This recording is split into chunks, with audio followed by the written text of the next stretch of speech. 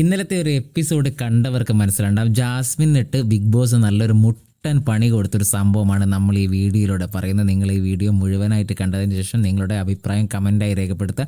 എന്താണ് ഇന്നലെ സംഭവിച്ചത് എന്നുള്ളൊരു കാര്യമാണ്. ബിഗ് ബോസ് ജാസ്മിന് കൊടുത്ത ഒരു പണിയാണ്.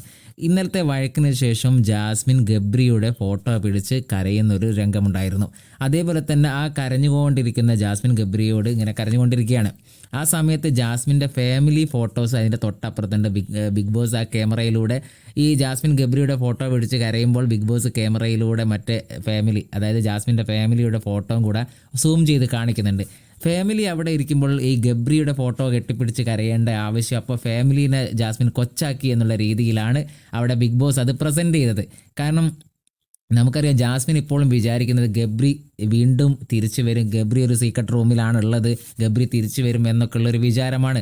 ഇതുകൊണ്ടൊക്കെ തന്നെയാണ് ഇന്നലെ റസ്മിനോടൊന്ന് മുഖത്ത് ജാസ്മിന് കിട്ടിയതും. അത് ടെലികാസ്റ്റ് ചെയ്തില്ല, കാണിച്ചില്ല.